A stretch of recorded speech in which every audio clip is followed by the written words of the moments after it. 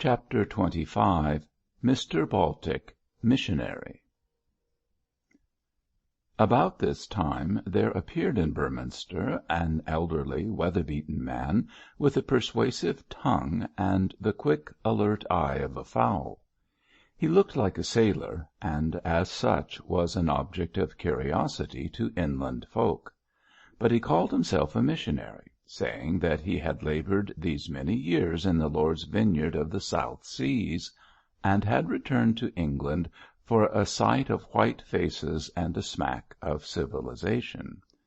This hybrid individual was named Ben Baltic, and had the hoarse voice of a mariner accustomed to outroar storms, but his conversation was free from nautical oaths, and remarkably entertaining by reason of his adventurous life. He could not be said to be obtrusively religious, yet he gave every one the impression of being a good and earnest worker, and one who practised what he preached, for he neither smoked, nor gambled, nor drank strong waters. Yet there was nothing pharisaic about his speech or bearing. In a pilot's suit of rough blue cloth, with a red bandana handkerchief, and a wide-brimmed hat of Panama straw, Mr. Baltic took up his residence at the Derby Winner, and, rolling about Beorminster in the true style of Jack ashore, speedily made friends with people high and low. The low he became acquainted with on his own account, as a word and a smile in his good-humoured way was sufficient to establish at least a temporary friendship. But he owed his familiarity with the high to the good offices of Mr. Cargrim. That gentleman returned from his holiday with much apparent satisfaction, and declared himself greatly benefited by the change. Shortly after his resumption of his duties, he received a visit from Baltic, the missionary, who presented him with a letter of introduction from a prominent London vicar. From this epistle the chaplain learned that Baltic was a rough diamond with a gift of untutored eloquence, that he desired to rest for a week or two in Beorminster, and that any little attention shown to him would be grateful to the writer. It said much for Mr. Cargrim's goodwill and charity that, on learning all this, he at once opened his arms and heart to the missionary mariner. He declared his willingness to make Baltic's stay as pleasant as he could, but was shocked to learn that the newcomer had taken up his abode at the Derby Winner. His feelings extended even so far as remonstrance. "For," said Cargrim, shaking his head, "I assure you, Mr. Baltic, that the place is anything but respectable." "And for such reason I stay there, sir. If you want to do good, begin with the worst. That's my motto. The Christian heathen can't be worse than the pagan heathen, I take it, Mr. Cargrim." "I don't know so much about that," sighed Cargrim. "Refined vice is always the most terrible. Witness the iniquities of Babylon and Rome." "There ain't much refinement about that blackguard public," answered the missionary, without the shadow of a smile, "and if I can stop all the swearing and drinking and shuffling of the devil's picture books which goes on there, I'll be busy at the Lord's work, I reckon." From this position Baltic refused to budge, so in the end Cargrim left off trying to dissuade him, and the conversation became of a more confidential character. Evidently the man's qualities were not overpraised in the letter of introduction, for on meeting him once or twice, and knowing him better, Cargrim found occasion to present him to the bishop. Baltic's descriptions of his South Sea labours fascinated Dr. Pendle by their colour and wildness, and he suggested that the missionary should deliver a discourse of the same quality to the public. A hall was hired, the lecture was advertised as being under the patronage of the bishop, and so many tickets were sold that the building was crowded with the best Beorminster society, led by Mrs. Pansey. The missionary, after introducing himself as a plain and unlettered man, launched out into a wonderfully vigorous and picturesque description of those islands of paradise which bloom like gardens amid the blue waters of the Pacific Ocean. He described the fecundity and luxuriance of nature, drew word portraits of the mild brown-skinned Polynesians, wept over their enthralment by a debased system of idolatry, and painted the blessings which would befall them when converted to the gentle religion of Christ.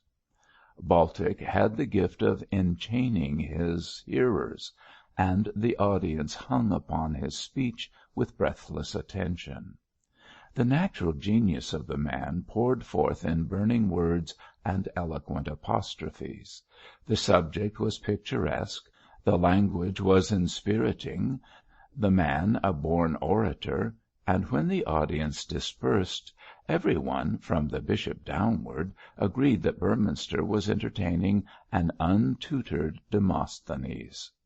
Dr. Pendle sighed as he thought of the many dull sermons he had been compelled to endure, and wondered why the majority of his educated clergy should fall so far behind the untaught, unconsecrated, rough-mannered missionary. From the time of that lecture, Ben Baltic, for all his lowly birth and uncouth ways, became the lion of Beorminster. He was invited by Mrs. Pansey to afternoon tea, he was in request at garden parties, he gave lectures in surrounding parishes, and on the whole created an undeniable sensation in the sober cathedral city. Baltic observed much and said little. His eyes were alert, his tongue was discreet, and even when borne on the highest tide of popularity, he lost none of his modesty and good humour. He still continued to dwell at the Derby Winner, where his influence was salutary, for the customers there drank less and swore less when he was known to be present. Certainly such reformation did not please Mr. Mosk overmuch, and he frequently grumbled that it was hard a man should have his trade spoilt by a psalm-singing missionary, but a wholesome fear of Cargrim's threat to inform Sir Harry checked him from asking Baltic to leave. Moreover, the man was greatly liked by Mrs. Mosk on account of his religious spirit, and approved of by Bell from the order he kept in the hotel. Therefore Mosk, being in the minority, could only stand on one side and grumble, which he did with true English zeal. It was while Baltic was thus exciting Beorminster that Sir Harry Brace came back. Gabriel, in pursuance of his father's wish, had gone over to Nauheim after a short interview with Bell, in which he had told her of his father's opposition to the match. Bell was cast down, but did not despair, as she thought that the bishop might soften towards Gabriel during his absence. So she sent him abroad with a promise that she would remain true to him until he returned. When the curate joined Mrs. Pendle and Lucy, Sir Harry, with much regret, had to relinquish his prenuptial honeymoon, and returned to Beorminster in the lowest of spirits. The bishop did not tell him about Gabriel's infatuation for Bell, nor did he explain that George had engaged himself secretly to Mab Arden, so Harry was quite in the dark as regards the domestic dissensions, and, ascribing the bishop's gloom to the absence of his family, visited him frequently in order to cheer him up. But the dark hour was on Bishop Pendle, and notwithstanding the harping of this David, the evil spirit would not depart. "What is the matter with the bishop?" asked Harry one evening of Cargrim. "He is as glum as an owl." "I do not know what ails him," replied the chaplain, who, for reasons of his own, was resolved to hold his tongue, "unless it is that he has been working too hard of late." "It isn't that, Cargrim. All the years I have known him he has never been so down in the mouth before. I fancy he has something on his mind." If you think so, Sir Harry, why not ask him?" Brace shook his head. "That would never do," he answered. "The bishop doesn't like to be asked questions. I wish I could see him livelier. Is there nothing you can suggest to cheer him up?" "Baltic might deliver another lecture on the South Seas," said Cargrim blandly. "His lordship was pleased with the last one." "Baltic," repeated Sir Harry, giving a meditative twist to his black moustache. "That missionary fellow. I was going to ask you something about him." Cargrim looked surprised and slightly nervous. "Beyond that he is a missionary, and is down here for his health's sake, I know nothing about him," he said hastily. "You introduced him to the bishop, didn't you?" "Yes. He brought a letter of introduction to me from the vicar of St. Anne's in Kensington, but his biography was not given me." "He's been in the South Seas, hasn't he?" "I believe that his labours lay amongst the natives of the islands." "Well, I know him," said Brace, with a nod. "You know him?" repeated the chaplain, anxiously. "Yes. Met him 5 years ago in Samoa. He was more of a beach comber than a missionary in those days. Ben Baltic he calls himself, doesn't he? I thought so. It's the same man." "He is a very worthy person, Sir Harry." "So you say. I suppose people improve when they get older, but he wasn't a saint when I knew him. He racketed about a good deal. Perhaps he repented when I saved his life." "Did you save his life?" "Well, yes. Baltic was raising Cain in some drunken row along with a set of Kanakas, and one of 'em got him under to slip a knife into him, and I caught the nigger up a clip on the jaw and sent him flying. There wasn't much fight in old Ben when I straightened him out after that. So he's turned devil dodger. I must have a look at him in his new capacity." "Whatever he has been," said Cargrim, who appeared uneasy during the recital of this little story, "I am sure that he has repented of his past errors, and is now quite sincere in his religious convictions." "I'll judge of that for myself, if you don't mind," drawled the baronet, with a twinkle in his dark eyes, and nodding to Cargrim, he strolled off, leaving that gentleman very uncomfortable. Sir Harry saw that he was so, and wondered why any story affecting Baltic should render the chaplain uneasy. He received an explanation some days later from the missionary himself. Brace possessed a handsome family seat, embosomed in a leafy park, some 5 miles from the city. At present it was undergoing alterations and repairs, so that it might be a more perfect residence when the future Lady Brace crossed its threshold as a bride. Consequently, the greater part of the house was in confusion, and given over to painters, plasterers, and such like upsetting people. Harry, however, had decided to live in his own particular rooms, so that he might see that everything was carried out in accordance with Lucy's wish, and the wing he inhabited was in fairly good order. Still, Sir Harry, being a bachelor and extremely untidy, his den, as he called it, was in a state of pleasing muddle, which oftentimes drew forth rebukes from Lucy. She was resolved to train her Harry into better ways when she had the wifely right to correct him, but, as she frequently remarked, it would be the 13th labour of Hercules to cleanse this modern Augean stable. Harry himself, with male obstinacy, always asserted that the room was tidy enough, and that he hated to live in a prim apartment. He said that he could lay his hand on anything he wanted, and that the seeming confusion was perfect order to him. Lucy gave up arguing on these grounds, but privately determined that when the honeymoon was over she would have a grand clarin' up time, like Dinah in Uncle Tom's Cabin. In the meantime, Harry continued to dwell amongst his confused household gods, like Marius amid the ruins of Carthage.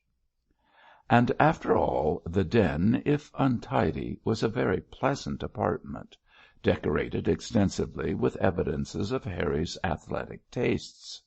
There were boxing gloves, fencing foils, dumb bells, and other aids to muscular exertion. Silver cups won at college sports were ranged on the mantelpiece, and on one wall hung a selection of savage weapons which Harry had brought from Africa and the South Seas. On the other, a hunting trophy of whip, spurs, cap, and fox's brush was arranged, and pictures of celebrated horses and famous jockeys were placed here, there, and everywhere.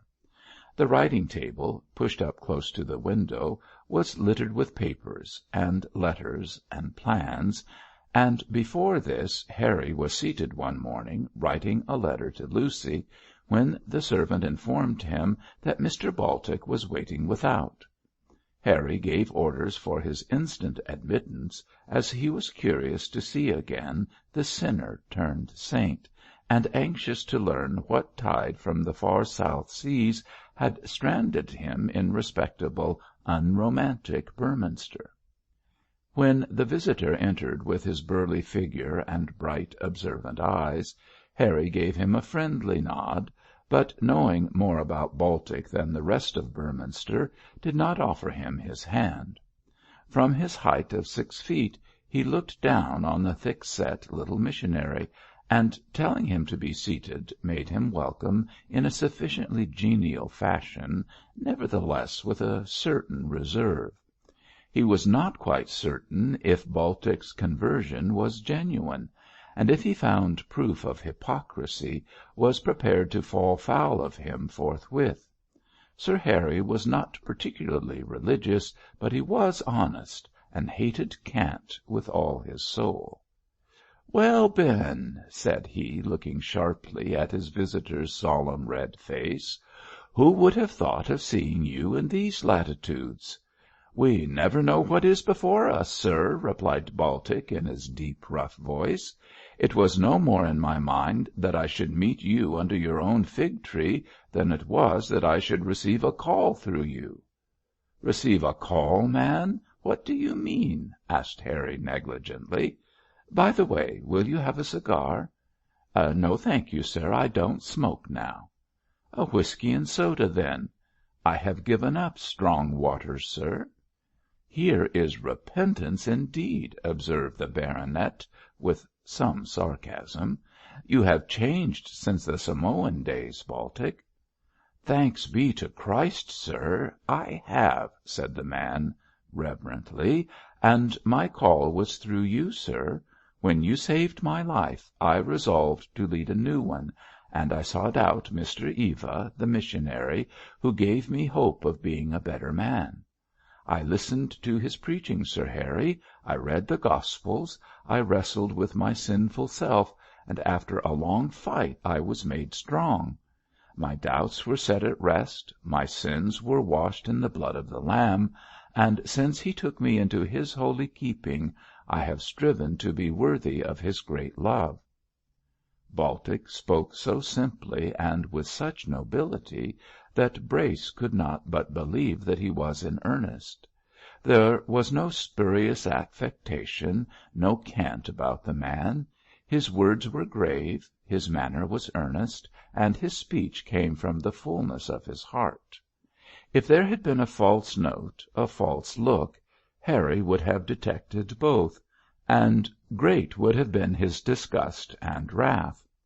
But the dignity of the speech, the simplicity of the description, impressed him with a belief that Baltic was speaking truly. The man was a rough sailor, and therefore not cunning enough to feign an emotion he did not feel, so, almost against his will, Brace was obliged to believe that he saw before him a Saul converted into a Paul.